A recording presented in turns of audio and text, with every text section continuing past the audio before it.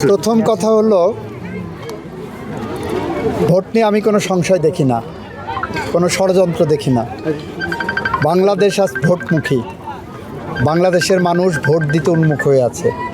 সুতরাং কারোর মনের মধ্যে যদি ভোট বানচালের কোনো স্বপ্ন থেকে থাকে, ওটা স্বপ্নই থেকে যাবে, কখনো বাস্তবে রূপ পাবে না। সুতরাং জাতীয়ভাবে ভোট নিয়ে আমি কোনো সংকটের সংশয়ের আশঙ্কাই নাই। দ্বিতীয়ত হলো, শৈলকুপায় সন্ত্রাসের রাজত্ব ছিল এক সময়। আপনারা যারা উপস্থিত আছেন তারা জানেন, গত 17 মাসে শৈলকুপার থেকে শান্তির জনপদ আর কোনো জায়গায় বাংলাদেশে ছিল বলে আমার জানা নাই। বিচ্ছিন্নভাবে দু একটি ঘটনা যদি কেউ ঘটানোর চেষ্টা করে, সেটা আমি বিশ্বাস করি আইনিভাবে মোকাবেলা করা হবে। সেখানে আমাদের নেতাকর্মীদেরকে ধৈর্য ধারণ করতে বলছি। কেউ অশান্তভাবে তার প্রতিবাদ করবে না, এটা আমাদের নির্দেশনা। তৃতীয়ত হলো, আপনারা যারা বলছেন, আপনারাও জানেন, সারা বাংলাদেশ জানে যে বেহেশতের টিকিট বিক্রি করার নাম করে ভোট চাওয়া হচ্ছে।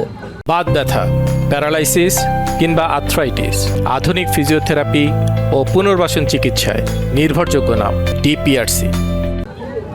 বাড়ি বাড়ি যে মহিলারা যাচ্ছেন, যাওয়ার পরে তালিম দেওয়ার চেষ্টা করছেন, কোরআন শরীফ একটা বের করে বলছেন দাঁড়িপাল্লায় ভোট দিলে বেহেশতের টিকিট পাওয়া যাবে। আপনারা দেখেছেন, তাদের একজন প্রার্থী ঝালুকাঠিতে বলেছেন সিগারেটে শুকটান দিতে দিতে দাঁড়িপাল্লায় ভোট দিলে তার সব গুনাহ মাফ হয়ে যাবে।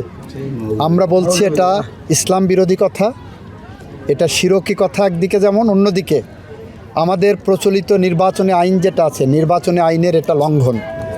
কারণ নির্বাচনী আইনে বলা হয়েছে, ধর্মকে অপব্যাখ্যা করে কেউ যদি নির্বাচনে ভোট চায়, সেটা হলো নির্বাচনের আচরণবিধি লঙ্ঘন। আমরা তার বিরুদ্ধেও কথা বলছি।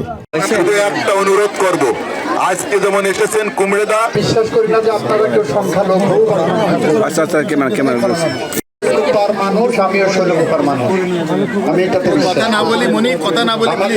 নৌকা এখানে পথ নাই, নৌকার কোনো প্রতীক নাই, দাড়িপাল্লা বা আর অন্য কয়েকটা প্রতীক আছে। সঙ্গত কারণে গত 17 মাসে শৈলকুপায় কোনো গ্রামে কাজে ডাঙ্কা হতে দেয়নি। সম্পর্কে একটা জনশ্রুতি আছে যে আপনারা নৌকায় ভোট দেন। এবার